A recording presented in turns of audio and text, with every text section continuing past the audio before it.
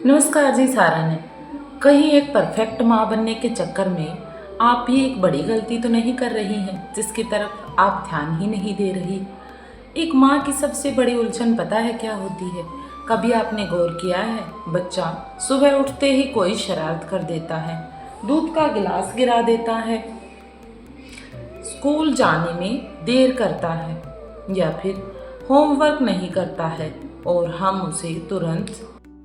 हम उसे गुस्से में बोल देते हैं, तुमसे तो एक काम भी ठीक से नहीं होता। बस ये लाइन बोलनी होती है कि तुरंत।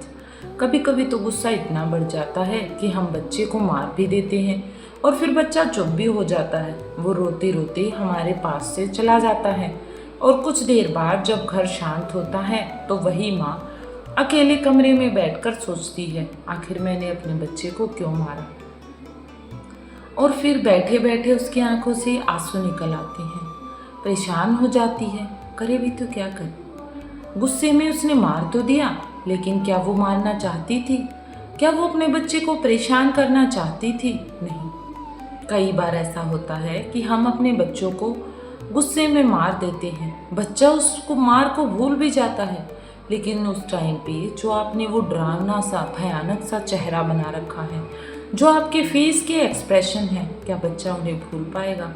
आई थिंक नहीं। बच्चा कभी भी उन एक्सप्रेशन को नहीं भूल पाता जो वो फील करता है। माँ थोड़ी देर बाद कभी कभी बच्चे के पास जाती है, उसे गले लगाने की कोशिश करती है, लेकिन बच्चा शायद उस समय भी चुप रहता है और माँ के मन में एक सवाल आता है, क्या मैं अच्छी माँ नहीं हूँ?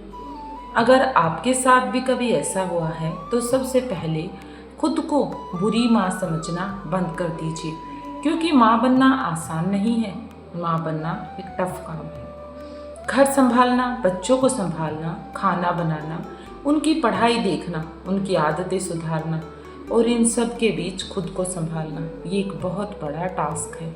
ये कोई छोटी बात नहीं है, लेकिन आज की वीडियो में हम बहुत ज़रूरी बात करेंगे कि आखिर परफेक्ट माँ बनने के चक्कर में कहीं हम अपने बच्चों के दिल पर ऐसा निशान तो नहीं छोड़ रहे जिसे वो बहुत समय तक भूल ही ना पाए। मैं आपको एक छोटा सा उदाहरण देती हूँ। मान लीजिए सुबह का टाइम है, आपने बच्चे को जल्दी जल्दी दूध दिया, आपने कहा जल्दी पी लो, स्कूल के लिए देर हो रही है। बच्चा खेलते खेलते दूध पी रहा था और अचानक से गिलास हाथ से गिर गया, पूरा दूध फर्श पर। अब माँ पहले से ही परेशान थी, नाश्ता बनाना, टिफिन बनाना, बच्चों को तैयार करना और ऊपर से दूध गिर गया। गुस्से में माँ बोलती है, तुमसे इतना भी नहीं संभलता, कितनी बार समझाऊं, हमेशा परेशान करती हो। बच्चा इतना सुनते ही डर जाता है। बच्चे के चेहरे पर एक्सप्रेशन होते हैं, लेकिन बच्चा बता नहीं पाता। वो शायद कुछ नहीं कहता, बस चुपचाप नीचे देखता रहता है। माँ को लगता है मैंने तो बस डांटा है, लेकिन बच्चे के दिमाग में शायद कुछ और चल रहा होता है। बच्चा सोच रहा होता है, आज तो मम्मी मुझसे नाराज़ है, और यही बात अगर बार बार होती रही तो बच्चा धीरे धीरे गलती करने से डरने लगता है। उसे लगता है अगर गलती मुझसे हुई तो मम्मी मुझे पसंद नहीं करेगी, इसलिए वो अपनी गलतियों को रोकने लगता है। इसीलिए अगली बार दूध गिरे तो कोशिश कीजिए कि पहले बच्चे को देखें, फिर फर्श को देखें, ये नहीं कि पहले फर्श को बच्चे को बाद में। आप कह सकते हैं कोई बात नहीं बेटा, अगली बार गिलास दोनों हाथों से पकड़ना, चलो हम मिलकर साफ करते हैं। देखिए, इसी एक वाक्य में दूध तो वापस नहीं आएगा, लेकिन बच्चे के मन में एक चीज़ जरूर रह जाएगी कि मम्मी मेरी गलती से बड़ी है मेरे लिए सीख। कई बार ऐसा होता है, जो हमारा सेकंड एग्जाम्पल है वो है पढ़ाई को लेकर।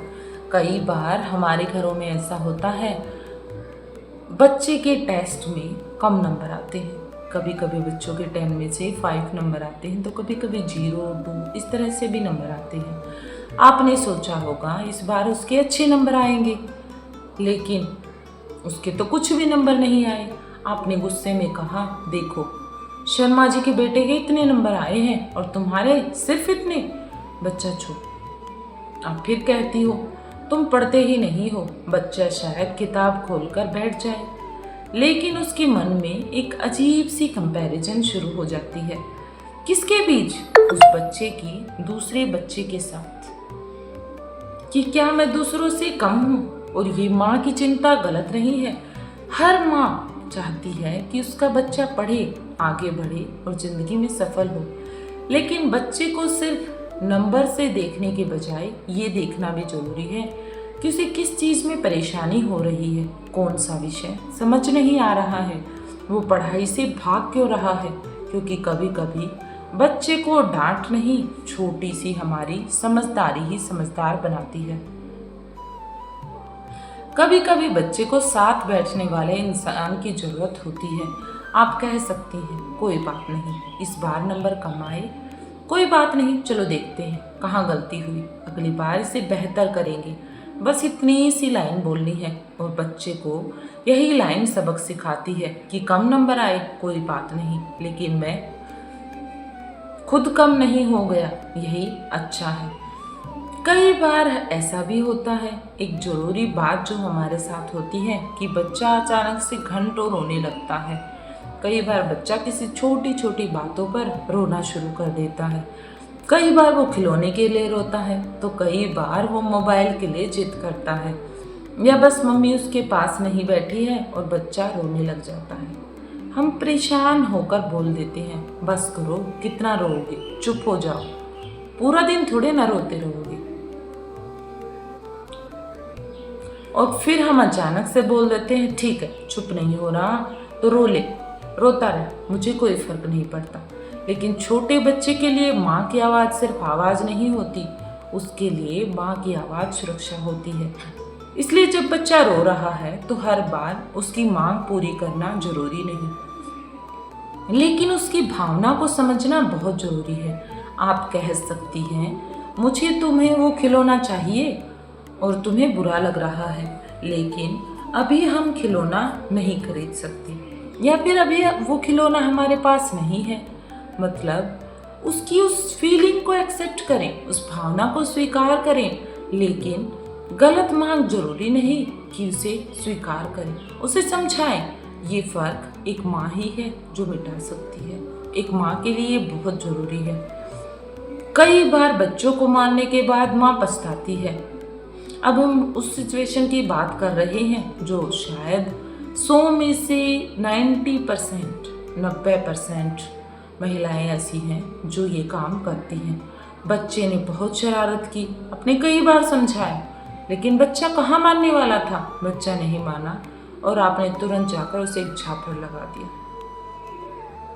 बच्चा सहम गया, बच्चा जाकर दूर भी बैठ गया, लेकिन आप इस बात के लिए सबसे पहले खुद को सजा देती हैं, खुद को शिकायत करने लगती हैं। लेकिन कई बार आप रोती भी हैं कि मैंने बच्चे को क्यों मारा, मुझे ऐसा नहीं करना चाहिए था। अगर कभी आपके साथ भी ऐसा हुआ है तो खुद को खत्म मत कीजिए इस अपराध बोध में कि मैंने उसे मारा। बस इतनी सी बात है कि जो गलती आपसे हो गई है उसे स्वीकार कीजिए। बच्चे के सामने उसके बारे में बात कीजिए। बच्चे के पास जाइए और कहिए, बेटा मम्मी को गुस्सा आया है और मम्मी ने तुम्हें मारा, मुझे ऐसा नहीं करना चाहिए था, लेकिन जो तुमने किया वो भी सही नहीं था। अगली बार हम दोनों मिलकर बेहतर तरीके से काम करेंगे और बच्चा समझ जाएगा। एक बात पर ध्यान दीजिए, माफ़ी मांगने से माँ छोटी नहीं होती, बल्कि बच्चा सीखता है कि गलती होने पर भी उसे स्वीकार करना चाहिए, उसे मनाना चाहिए। अब कई बार पेरेंट्स ये भी गलती करते हैं कि उन्हें हर चीज़ में परफेक्ट बच्चा चाहिए। कभी हम चाहते हैं कि हमारा बच्चा हमेशा साफ कपड़े पहने, हमेशा अच्छे नंबर आए, सबको नमस्ते करे, सबको पोलाइटली बोले, सबके साथ शांत रहे, कभी भी शरारत ना करे, हर रिश्तेदार के सामने जाए और अच्छे से व्यवहार करे। मतलब बच्चा कम और मशीन ज़्यादा, वो भी नंबर 1 वाली परफेक्ट मशीन। आपको बच्चा नहीं चाहिए, आपको तो मशीन चाहिए। लेकिन याद रखिए, बच्चे मिट्टी की तरह होते हैं। उन्हें आकार देना जरूरी है, लेकिन उन्हें तोड़ना नहीं। अगर बच्चा कमरे में खिलौने फैला देता है तो उसे सिखाइए कि खिलौने वापस रखने हैं, इन्हें इकट्ठे करो। आप उसको बोलो कि चलो आपने गिराए हैं, अब आपको इकट्ठे करने हैं। बच्चा खुश होकर इकट्ठे भी करेगा, लेकिन वो नेक्स्ट टाइम थोड़ा उन्हें कम सेपरेट करेगा, कम स्प्रेड करेगा, वो उन्हें एक जगह रखेगा। लेकिन हर दिन यही बोलते रहना कि तुम कितने गंदे होगे, तुम तो बात ही नहीं मानते हो, तुम तो कहना ही नहीं मानते हो, इससे बच्चा अपनी गलती और अपनी पहचान में फर्क करना भूल जाता है। गलती पर बोलिए कि तुमने कमरा गंदा कर दिया, ये मत बोलिए कि तुम गंदे बच्चे हो, क्योंकि दोनों वाक्यों में बहुत बड़ा अंतर है। पहले में गलती, दूसरे में बच्चे की पहचान है। माँ बनने का मतलब परफेक्ट होना नहीं है।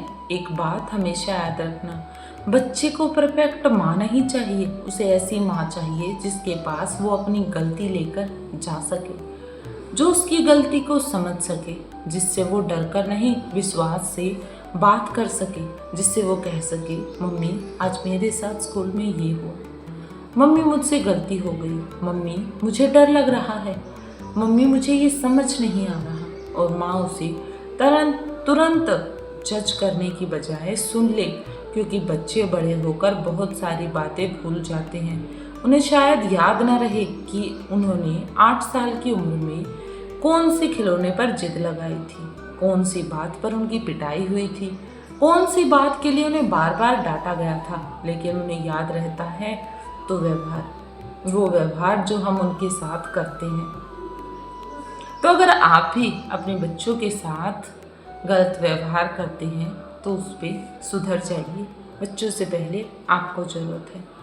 आज अगर आपका बच्चा आपके आसपास है तो वीडियो ख़त्म होने के बाद उसके पास जाइए। उससे ये मत पूछिए होमवर्क किया, खाना खाया, कल स्कूल है, बैग लगाया। नहीं, बस उसे एक बार गले से लगाकर पूछिए बेटा आज तुम्हारा दिन कैसा था। और फिर उसकी बात बीच में मत काटिए, वो आपको इतनी सारी ढेरों बातें बताएगा। हो सकता है वो ये भी कह दे कुछ नहीं, तो भी परेशान मत होना, कहिए ठीक है, जब मन करे मम्मी को तब बता देना और फिर अपने काम में लग जाइए। धीरे धीरे बच्चा समझेगा कि मम्मी के पास मेरी बात के लिए जगह है, वो मेरी बात को सुनेगी और बच्चा आपको आकर बात बताने लगेगा। माँ आपको परफेक्ट माँ बनने की जरूरत नहीं है। आप पे भी गुस्सा होगा, आपसे भी गलती होंगी, कभी आप चिल्लाएंगी तो कभी आप रोएंगी, कभी थक कर बच्चे को समय नहीं दे पाएंगी और कभी कभी आप खुद भी रोएंगी और कभी कभी आप मुस्कुराएंगी, क्योंकि आप भी एक इंसान हैं। लेकिन कोशिश सिर्फ इतनी सी करिए, कोशिश सिर्फ इतनी सी करिए कि गुस्से के बाद प्यार वापस जरूर आए, गलती के बाद माफ़ी जरूर आए और डांट के बाद समझाना जरूर आए और बच्चे के रोने के बाद एक बार उसका हाथ जरूर पकड़िए, क्योंकि बचपन दोबारा नहीं आता। आज जो बच्चा आपकी गोद में बैठकर रो रहा है, कल वही बड़ा होकर अपने पैरों पर खड़ा होगा और उस दिन शायद आपके पास उसका बचपन वापस लाने का कोई तरीका ही ना बचे, शायद आपके पास कोई ऑप्शन ही ना हो।